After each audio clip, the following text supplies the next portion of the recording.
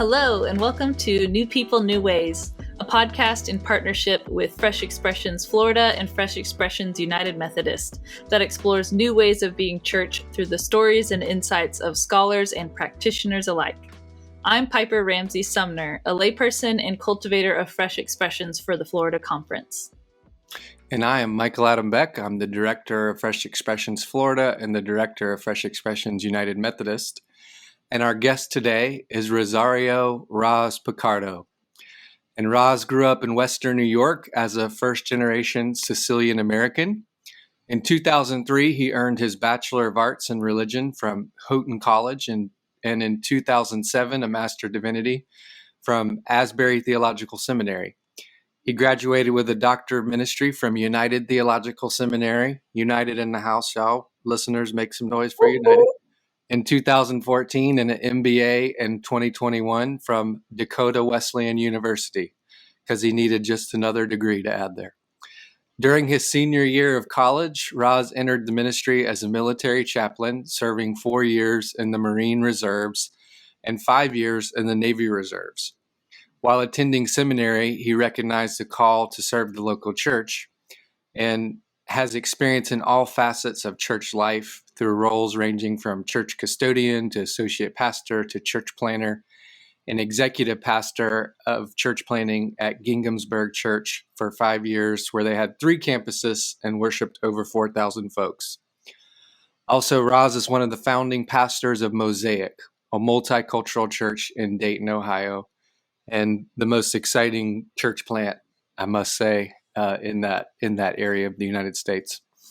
In addition to his work in the church, Roz is a national speaker, leads a consulting group for church planners and pastors called Picardo Coaching LLC, and he's the author of 8 books, including my co-author and a little book called Fresh Expressions in a Digital Age.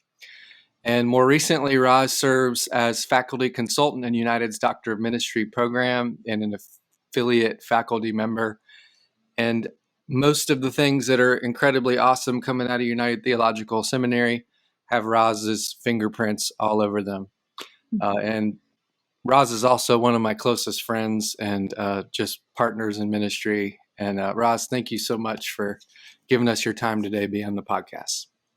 Hey, it's my pleasure. And when I got the invitation, I thought to myself, it's about damn time. No, I'm just kidding.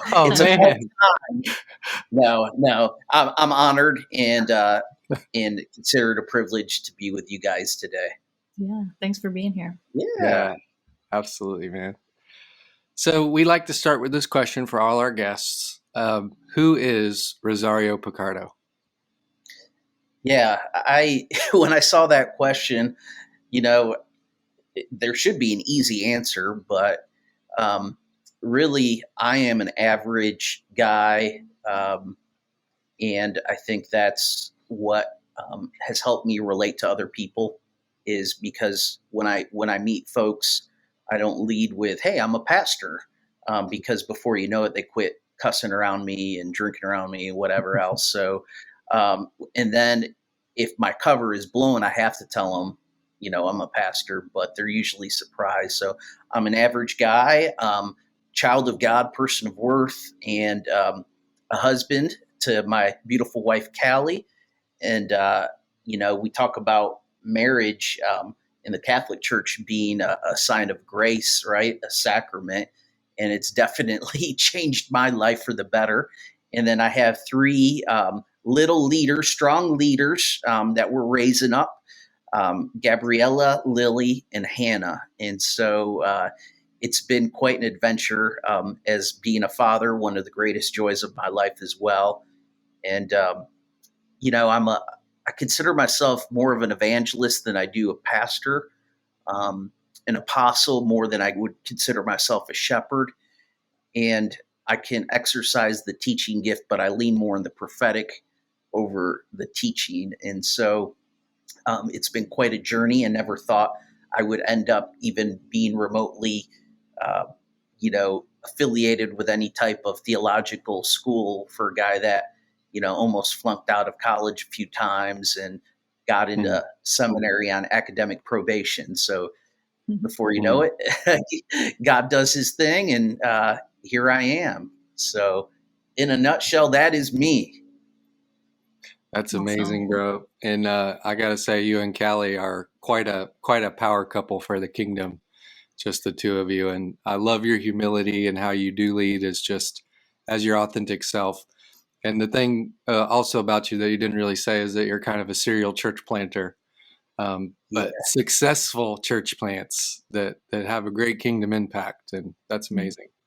Yeah, it's and I never would have thought I was going to be a church planter, because my plan was going in the military, being a chaplain, and that's what I thought I was going to do.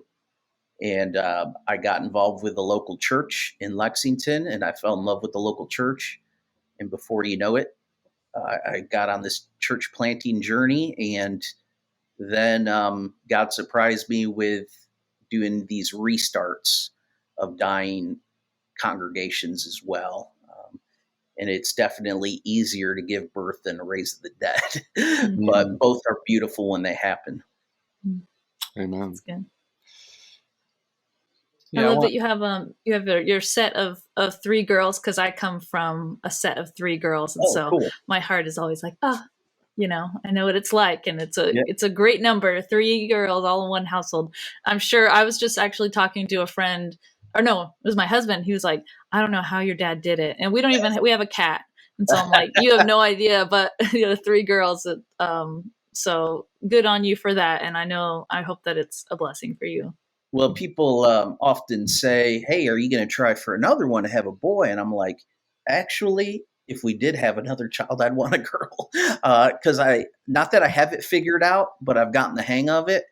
And they're a lot more fun in some ways than boys. So, yeah, it's been a blessing.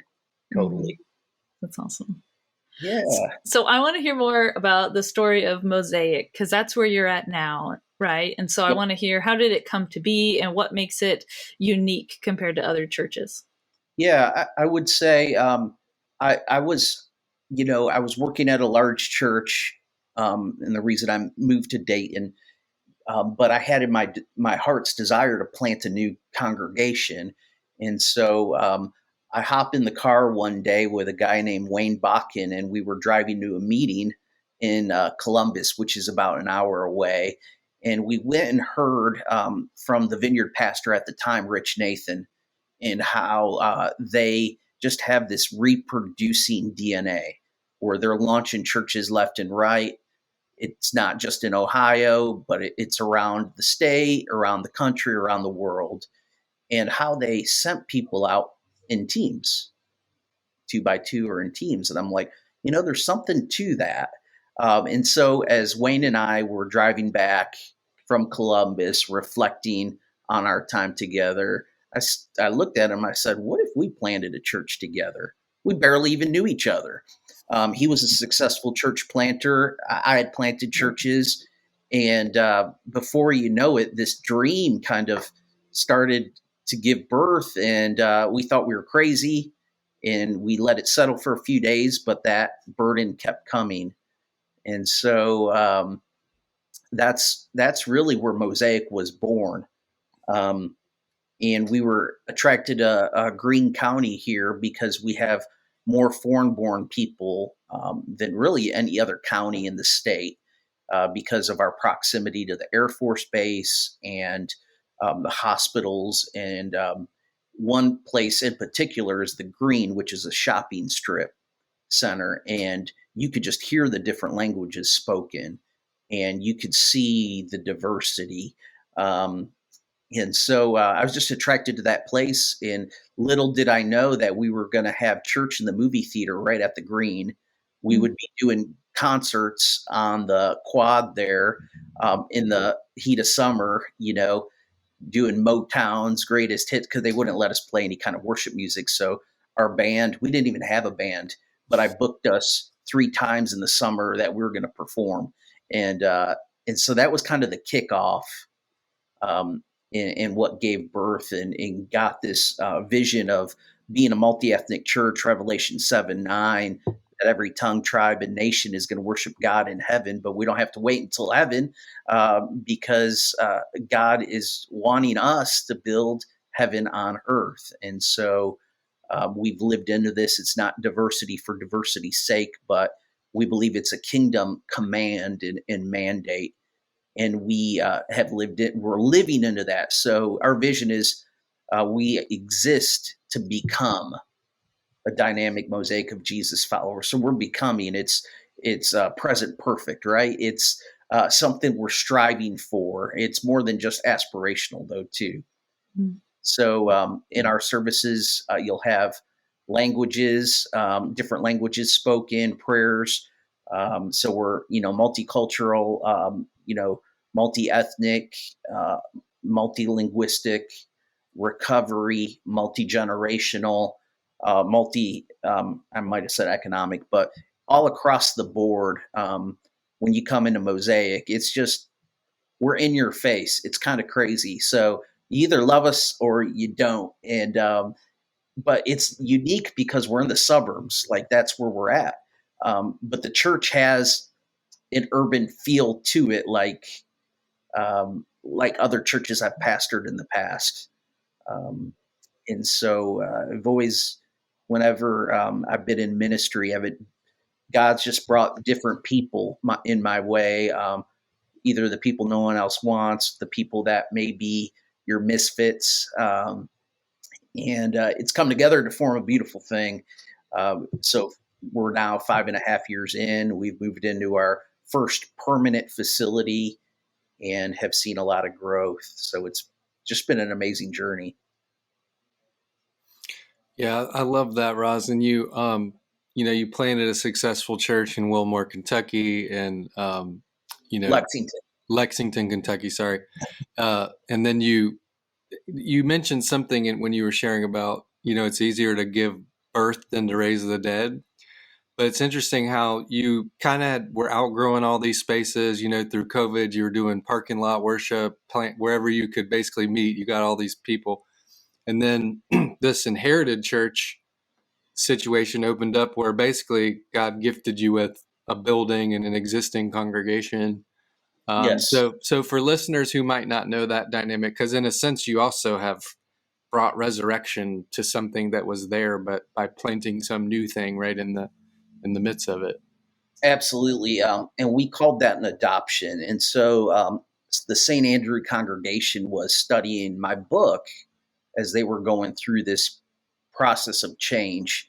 It was Don't Look Down, stepping out of the boat. And so I remember just driving by that church because it's in the same, zip code as we had planted. And I thought, man, I'd love to be in that church. I'd love that building. And little did I know that they would invite me to come and preach on a Sunday to share about my book. And it was the last Sunday before the shutdown.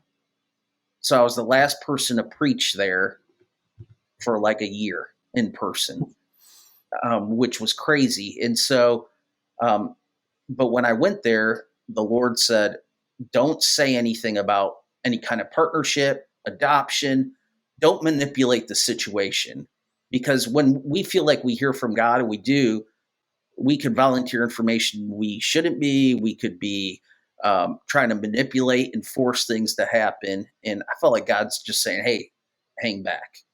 Preach the sermon. And then the finance chair of St. Andrew approaches me and says, what are you guys doing for worship space? And then that opened up the entire conversation.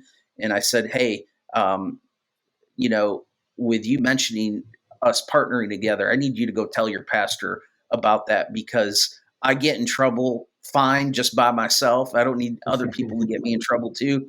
And so we went through this adoption process, 8 months of discernment as we were praying together, seeking God, and what this new church together could look like.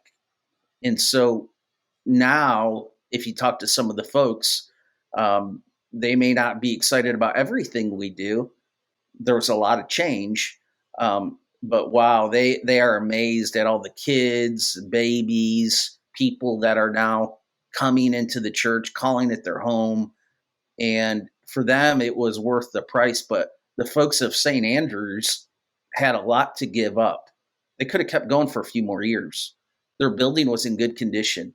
They had money in the bank. They had 5 acres of land. I mean, they had more life in them, but instead of just running that down, they wanted to try something new. And that's what started this conversation. And at times it's been difficult, but it's been more rewarding than anything else. And so they have experienced a resurrection. And for us, it rejuvenated us. So our attendance grew probably 60% pre-pandemic attendance to now. Wow. So amazing. Now you have some people though that 75% vote that said, "Hey, we want this adoption to happen." The 25% I knew we would just lose right off the bat. Some that would just kind of hang in there, see how it goes, and then they would later leave. And then you're not stuck with the people that are going to stick it out are the ones that are going to roll up their sleeves. You'll have one or two naysayers that'll still stay. They won't contribute, but they'll complain. And what ends up happening is we spend 90% of our time with the vision squelchers and 10% of our time with the vision catchers. And we had to reverse that. We were going to invest in the people that were given back. Such an amazing story. Mm-hmm. I have a question I want to ask, but I want to save it because this next question seems to go with it. So, Roz and Michael, you co-authored a book Michael mentioned earlier called Fresh Expressions in a Digital Age, How the Church Can Prepare for a Post-Pandemic World. And that was published in January of 2021. So now here we are, 2023, and it still feels like we're still learning what it means to be post-pandemic. It's not a cut and dry kind of situation. But so now that you're a couple years out from writing that book, in what ways have you seen some of the things that you predicted in the book to be happening now? And what things do you think maybe you got wrong? What things have changed since then? Michael wrote an article recently, and I think it captured what we put in the book, but the sermon, the emphasis of the sermon has become shorter just because of people's attention span and the amount of information and talking heads that we saw during the pandemic, right? We got an overload. We broke the internet in Easter of 2020. And so I think that has stayed true, where preachers are becoming more concise. It's becoming more of a dialogue instead of a monologue. More of an interaction with the congregation instead of just that sage on the stage kind of deal. We've seen Michael do this with Living Room Church, but I think that has become more of a trend. Is what we tell people is we're welcoming in our worship services now. We're welcoming you in our living room. Mm-hmm. And that's kind of the atmosphere that we try to set up. So that's one of the ways I think it's been reinforced. The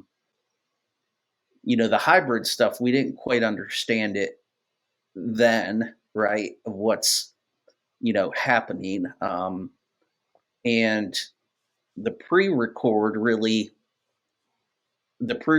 worship, what I found after is our people, even though it looked pretty and sexy, our folks didn't want that. They wanted to be in the room with us no matter how bad the audio was or lights and cameras and all that. So I got that wrong. But you know what? We had to make a shift in that for our church. But that's one of the reflections I had since the book. What about you, Michael? Yeah, well, I don't want to make this, I want to focus on you and all the ministry and things that you've done since then. But I definitely think it was ironic that we were like writing that book in the middle of the pandemic, trying to kind of forecast some things that we were seeing. And I think one of the enduring things has definitely been no vital congregation in the United States does not have some kind of online component. Or I won't say that. There's some out there, I'm sure, that are bucking the trends, but most of the vital congregations in the West are going to be congregations that figure out how to do something online. And I think the quick failure that we had right up front, in my context, was just our inherited people weren't connecting with what we were trying to do online at all. And so my team made a pivot, and we were like, let's just stop. We'll keep people connected. We'll nurture people. We'll find ways to care for the existing flock. But let's not just keep streaming something and putting all this time into it that's like they could care less. It's just they're not. In the book, we kind of describe the difference between digital natives and digital immigrants and how we experience technology in different ways. And where, Piper, like you probably had a screen, at a very young age. Generations, like some of my people, like they were there before the internet. Like they remember when computers were made, and came onto the scene. And so rotary phones and those kind of things. So we pivoted to say, let's just focus on the people that are actually live in this digital environment, and let's create something for them and have conversations. And that's how Living Room Church came about. I think one of the things that has been a failure probably was like, we've not ever really been, so we're a church with no staff, 0 employees, all of that. So we don't have the light show and the camera people and all those things. We're like bare bones. So what we've done is try to create online worship for online people and on-site worship for on-site people, and be fully present with the people that are in those contexts. And I think the big learning for us was the digital space is the third place. And like one of the things we tried to bring out in the book was, for instance, people in the disabilities community who have been living online, and their significant relationships and connections and work and all that takes place mostly in an online built environment. So what can we learn from them? And so that we kind of shifted into this VR church, which is Living Room Church VR, which we do on Monday nights at 8:00. And we gather in our VR headsets, and it's a fully embodied, kind of worship experience that's fully online with fully online people, like literally avatars. But something very real, the presence of the Holy Spirit, Jesus. We say this before every gathering. Jesus is not just Lord of the universe. He's the Lord of the metaverse, and he's the Lord of this space, and he's present, and he's with us here and all of that. So, yeah. Yeah, and it's reflecting on that time, I think we all have PTSD to some extent and experience some sort of trauma just as a human being. And then if you're in leadership trying to lead people, that was probably the toughest season. And the one thing that really hurt us as a church is we had an ESL program that was thriving, where we connected with a lot of refugee communities. And that didn't translate to online as much as we had hoped for. Now that's slowly building back up. Everything else, for us, it was staying the course and continuing to be innovative and not using the pandemic as an excuse not to do anything.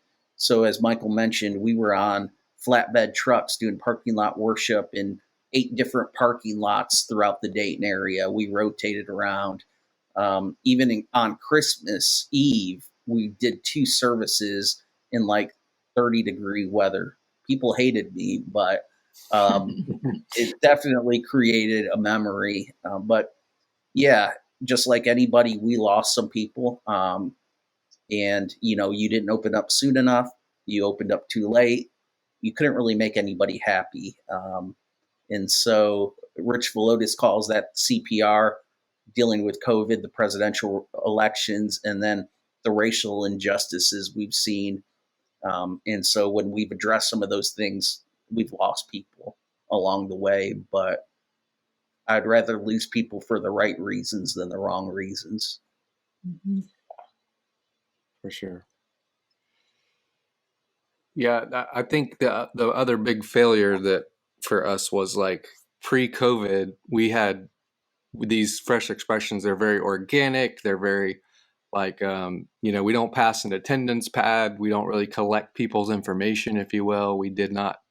And so when the pandemic hit and we lost all those third places, we literally lost connection and the ability to contact people. And the Fresh Expression were really formed around these practices that we were doing together, like getting tattoos together in a tattoo parlor, eating burritos together in a Tex-Mex restaurant. And we never really recovered some of those relationships that we had.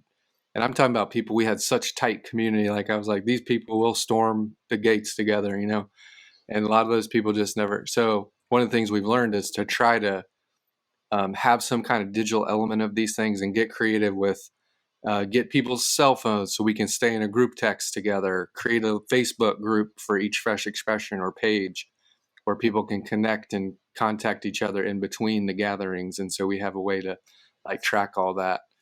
So overall, I think it made things stronger, but a lot of things did die in between. Yeah.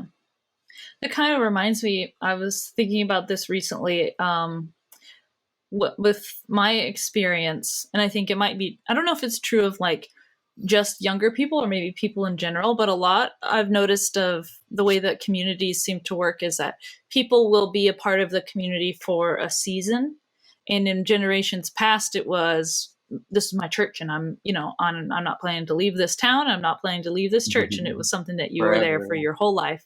And some people still have found places where they thrive and where they do that. But for a lot of people, depending on the rhythms of their lives and the stresses and their jobs and all those different things, they might find themselves part of a community and be super, super involved for like 6 months. And then they get maybe burnt out or are ready for something new and will move on. And so I guess I wanted to hear a little bit from you all of what is that like as a leader, and how do you navigate that with knowing that some of these relationships that might be really important for a little bit of time are going to change and evolve? Yeah, I've kept the posture over the last few years of being like this, and that is open-handed. People don't belong to me. They don't belong to the church. They belong to God, and God's going to call people for a season. And some will stay, some will go, some will learn and grow and go, right? But at the end of the day, they don't belong to me.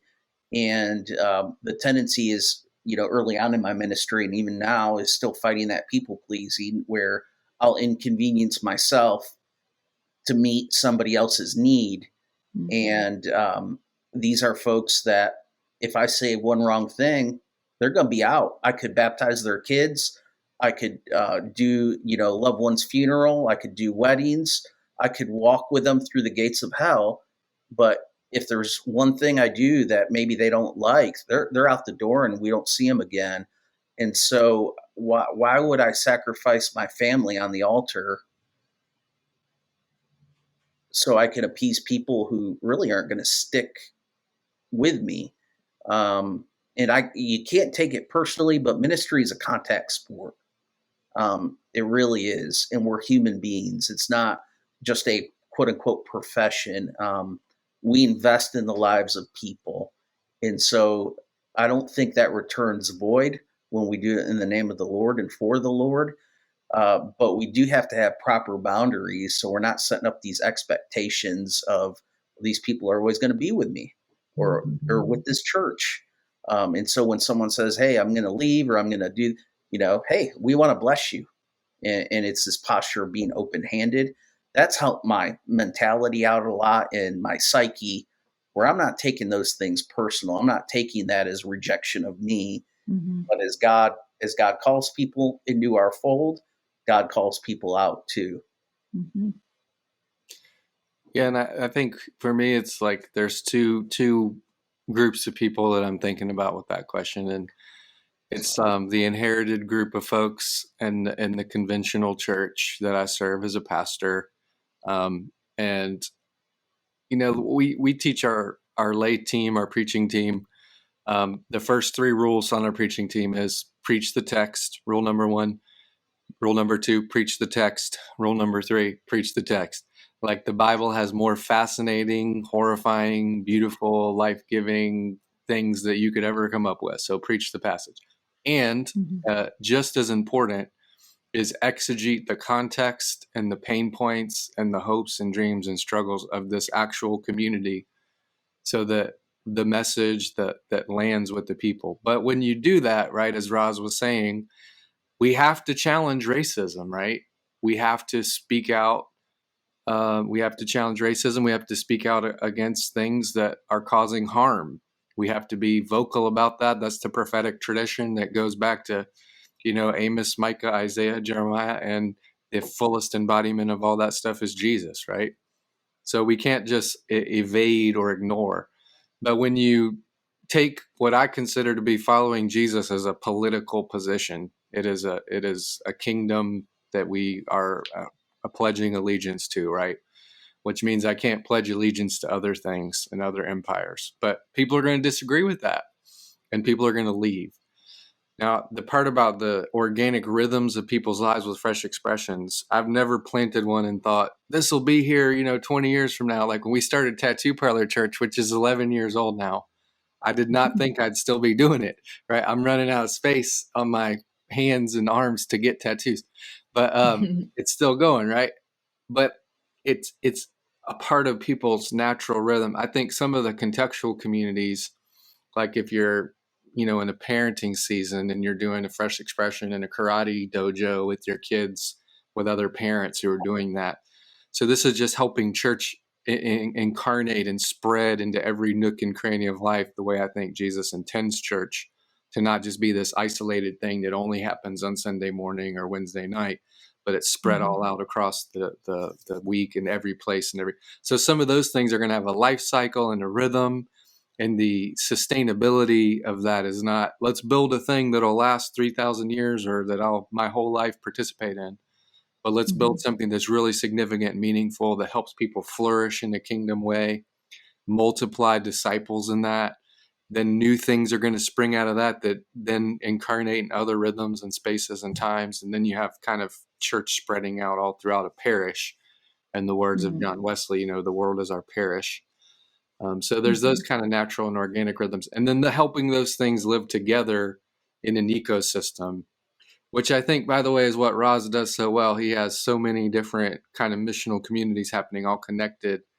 One of my favorite, and Roz, if you could talk to us about this, is Fighting Chance, which my experience of that, and correct me if I'm wrong, but it's kind of a church. And the people who are part of that community, like that is their church. Some participate in the larger life of the church, but a lot of them, like that's their primary Christian community. Tell us about Fighting Chance.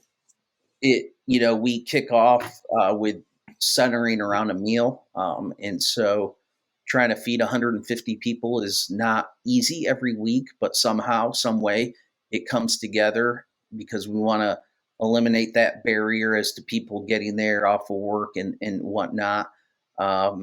And then we have childcare too, where, hey, you get a free meal and you can drop your kids off. Wow. That's a win. And the service is more centered around elements of recovery. So the Serenity Prayer, we give shout outs or clean time shout outs. And then we either work on a step together through a panel discussion, or it's somebody giving their story or their testimony. And we've had a variety of things. We just shake things up a little bit. But that community has become one of the largest communities now, recovery communities in our area. And it's less than 2 years old. And people's lives are being transformed. They're finding community, friendship, recovery, and not only getting, sponsors, but spiritual mentors and being able to reconcile their recovery with their faith as well, because some of them haven't been able to do that. And so, that's become, it is, we have 5 missional communities when you think about it, because we have our acoustic service at the same time as our traditional service. Then we have our full-blown contemporary, which is a mix of gospel and charismatic kind of. It's just, you never know what you're going to get with that. And then we have a Spanish-speaking service as well. And so all of these have been just birthed with the vision of how are we reaching more people and multiplying leaders. And so our Spanish service is led by a layperson, and Fighting Chance is 99% lay led. I am just there for pastoral support, but I rarely get on stage to do anything. I'm supporting the leaders there, and they're owning it, and they're really skyrocketing it. It's been amazing to be able to witness. So yeah, it's a great community. It's changed my life. That's great. So I have a question. This one is a kind of fun one, but I think there could be some cool things to it. So you said that you were a church custodian. That's one of the ways that you've worked in the church. So what's something that you learned as a church custodian that you never would have learned as a pastor? If I can learn, my first experience as a custodian, the toilet overflowed. And it overflowed with stuff in it. And if I could learn to clean up people's shit, literally, then maybe I could prove myself to be able to do that spiritually. And I learned more about service and loving God's people by being a custodian than I did in any classroom setting. Because a young guy or young gal out of seminary, they want to go and preach right away, when you really need to hand them a mop or hand them, some cleaning supplies and see what you have. Hey, show us what you got. And I think we built that culture up where, hey, you're going to plant a church and it's going to be awesome and great. And, you'll get some accolades and maybe write a book and have all these things. But I think the greatest training we can do really is teaching people how to serve first. And to me, that was the way to prove yourself to be able to preach and have that opportunity. Are you willing to serve? And that's what's made Mosaic beautiful. Is we have a preaching team, and as one of our mentors says, we've really died to that solo heroic leader model and have been able to employ the whole people of God to be able to deliver the message. So yeah, that custodial experience shaped me. Sure.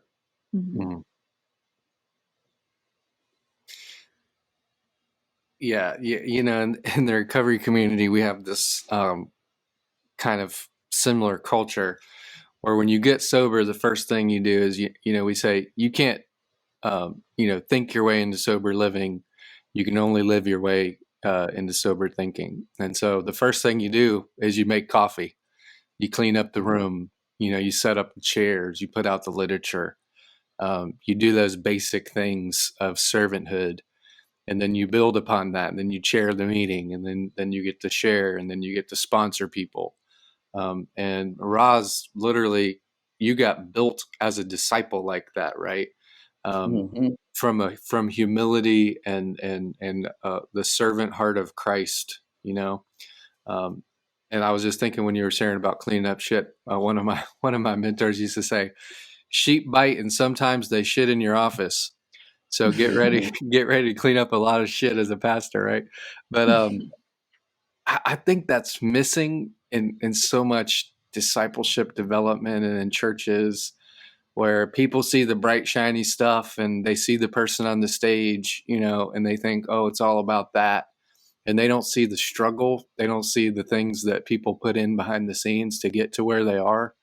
And they just want that. And when you create that, I think that's why you get a lot of what we see in the church today, which is moral failures and ego-driven things that just implode over time, because that servant heart of Christ that you exemplify so well, Roz, is just missing in some of that development process. And it's all about education and all about getting degrees and all about classes. And no, clean up some crap, mop a floor, make some coffee for some drunks. Those are great training for ministry. Yeah, and we miss that even at the seminary level or theological education too. It doesn't emphasize being a servant and leading in that type of way. And so we theorize instead of getting that practical, hands-on, textile, experience. Mm-hmm. Yeah. I feel like everybody should work in some kind of service like that, like food service as well. Then you'll understand why you need to tip your server, tip your barista, anything like that. People think Absolutely. it's, that kind of work. And that's important. I mean, that's important work. Churches need custodians and need people that are cleaning. We need those people that are setting up the chairs. And when you've experienced it firsthand, to appreciate it all the more, the work that goes into that. Yeah. Yeah. And we're in between the size of being a medium-sized church and a large church, which is really weird, kind of space to be in. So, if we're having a gathering, it's all hands on deck, setting up chairs or tables or, all those things. So we have really misunderstood, this priesthood of all believers because we think we need to pay everybody to do ministry. And that's not often the case, or we end up robbing people of ministry because we think the religious paid professional needs to do that.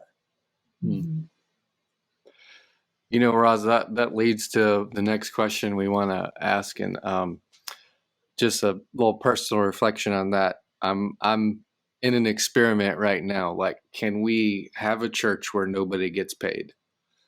And where I, as the pastor, have other sources of income and employment in a gig economy that I can support the church rather than expect the church to support me. And like you said, that means when we show up and we got to put up chairs and tables, guess who's doing that? You have to model and lead that yourself if you want to see that in your people. And I feel like, Luther had some great stuff, early Luther, not late Luther, but around sacred work, vocation. All work is sacred work, whether you're the janitor, you're the table setter up or the whatever. That all work is sacred work and beautiful and gives glory to God. And when you think about the future of the church, go out 20, 30 years, what do you see? What does the future church look like? Yeah, it goes back for me for my dissertation because I, cut my teeth in urban ministry. And so early on, not that I took a vow of poverty, but I was the lowest paid elder in my annual conference. And I don't say that as a position of pride, but if we were going to be able to do the things that we were going to be able to do, it meant little or no pay. And so I've gone through seasons of that, but I've seen kind of, I wrote about, the financial tsunami where 80% of givers are over the age of 55 years old. And so even now it's rare to have a full-time job or employment in a ministry setting. And I think, 10, 20 years from now, it's going to be very scarce in that matter. But I think the church, just through like COVID, is going to be pruned and grow in organic ways. And the old models will, I think, quickly die out, and you'll see more of the, years ago we talked about the missional model of church, but I think something like that will rise up. The work you're doing with Fresh Expressions, where people are going to feel called to do the work that God's calling them to do in ministry, but also be able to support their ministry habit through whether it's accounting or whether it's, a doctor or a janitor or a waiter, waitress, a barista, whatever it may be. So I think things were already tracking that way.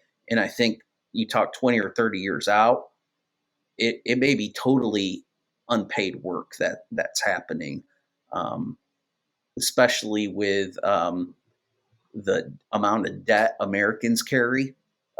People want to be generous. They want to give. They don't know how because they can't. They're bound. And so, and the church has done a poor job of casting a compelling vision past a light bill or a utility bill or a new roof. And so our spaces have to be redeemed too.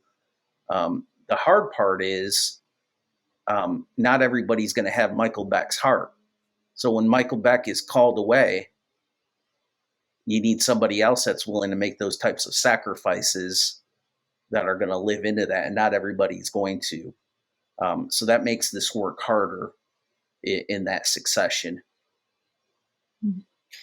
Yeah, and I know you and Callie wrote an amazing book on stewardship and finances. And for our listeners, give like a little cliff note of that book, like the main ideas, and tell us what are some creative funding things that you do at Mosaic to financially sustain all that.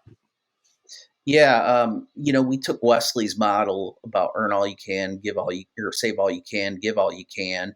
And we talked about spending too. And we, leaned on some of Wesley's sermons to be able to put it in today's vernacular and give illustrations about people exercising those things, whether it's personal illustrations or the couple in my church that paid off $50,000 of debt in 18 months. And this couple in their 20s. So it is possible, but it doesn't come, quick. It's that study plotting. And so we emphasize really, I think, churches, and I'm coaching a planter right now. They want to do these fundraisers and this, that, and the other. I'm like, you're spending more of your time doing a bake sale when you could be applying that time on growing generous givers. And so you got to preach, teach, and celebrate and model generosity. And that's something that we've tried to do. And so when the people are actually stepping up and doing it, let them know, hey, y'all, thank you for giving back to the mission. So I think you can't say thank you enough in communication with the church, with the body, why their giving matters. And so every Sunday, churches are positioned better than nonprofits because you have 52 weeks a year to be able to talk about giving. And so the offering moment is not, hey, can the usher just come up? We're going to take the offering. I use that time to cast a compelling vision. Beyond that, and growing generous givers, think about what assets you have. Sometimes you have to get off your assets, right? So is it that facility that is unused space? 80% of our churches, or 80% of a church maybe, is unused except for Sunday morning.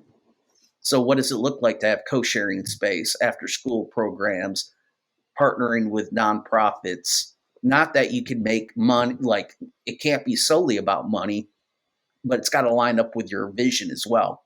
So you're not going to have a brewery come in, as cool as that would be, because you're a recovery community. That wouldn't make sense, not congruent with your values. So I think there's leveraging our space and what, God asked Moses, what's in your hand? I believe all the resources we need exist right in our local churches. We just have to look carefully sometimes. We had this undeveloped piece of land in Lexington, and it was a sinkhole. The church bought it originally for parking, and they never needed it. And so one day I said, we're going to sell this. Put a sign in the yard. People laughed at me. I said, no one's going to want to buy that. I didn't know you needed approval through trustees and all that stuff. I didn't pay attention to polity. So still don't. Still don't. And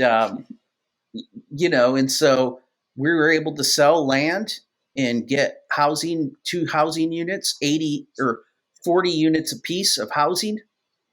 So a total of 80 units, $10 million project. Guess how much it cost the church? Zero.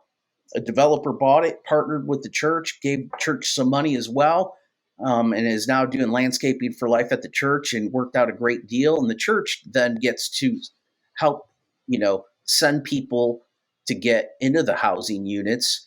And it's, mixed income, because I think that's how transformation happens. It's not these high-end lofts, but it's this mixed development. So, I'd ask pastors, what's in your hand? So some people ask, why'd you go back and get an MBA? You already got degrees. And I really just wanted to strengthen some of the natural business sense that I had, even though I didn't know how to read a spreadsheet years ago. I had kind of that natural ability. What do we have? So there's, in the one church that we restarted, they had old handbells with no handbell choir. So I sold those suckers for $10,000, man. And I had the people meet me in the back of the church to be able to get it out. So, it's looking at what do you have that you're not using, whether it's people resources, building resources, land, whatever it may be, people skills. And so that's a good way to fuel the vision and mission, giving young entrepreneurs an opportunity to partner with you. Hey, you want to start a coffee shop? Why don't you try serving coffee here on a Sunday morning and learning that? So I've given people shots, opportunities like that. And sometimes it works out, sometimes it doesn't. But you have to be willing to take risks, because if you do the same thing over again, you're going to get the same results. So. It's good. Yeah. I think I hear the theme of, stewardship. So using, don't hoard things that maybe we might use them someday, like the handbells, like, why don't we be smart about what we're doing here, think through it a little bit. And I think something I know as a young person is, I think a lot of people value transparency and honesty. So knowing where money's going, people are going to be more likely to give it if they know that, the cause or the group that they're giving it to, where that money is going. If you're going straight into the pockets of, whoever, or straight into something that a ministry that's not working or something like that, people want to know. Yeah. And, we started with zero budget. We built up to about an $800,000 budget. So we're not like rolling in the dough, but that's a lot for an Ohio church. And it's been through this methodology, but I'm not shy about talking about money either. So it's like, hey, if you call Mosaic your home church, we want to challenge you to give. You just saw 21 baptisms. We call that return on investment, or if you've been dating us a while, maybe it's time to commit. And so it's challenging people to the next level. And ultimately, it's not what you want from people, it's what you want for people. And that's financial freedom. And when they're free and they've paid off their debt, then they're able to be more generous. They want to be generous.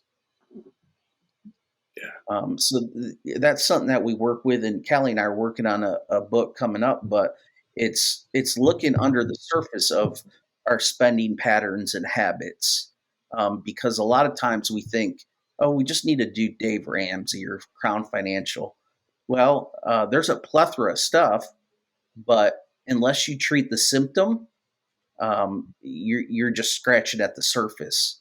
And so is it how your mother or father or the person who raised you had a view of money differently? And so when I bring couples together for premarital counseling, I ask them, how is money treated in each of your households? Because if there's a difference there, chances are you're going to have a different philosophy and theology about how you use, spend, and save money, which is one of the number one leading causes for divorce and for anxiety and depression and all those things, because you haven't really talked through that and you haven't dealt with some of the baggage that may be associated with money, or keeping up with the Joneses or Kardashians, or feeling like you have to be this or that. And so there are a lot of different emotions. So we're going to kind of get to the underlying iceberg with Peter Scazzaro, that metaphor of emotionally healthy finances. Mm-hmm. Nice.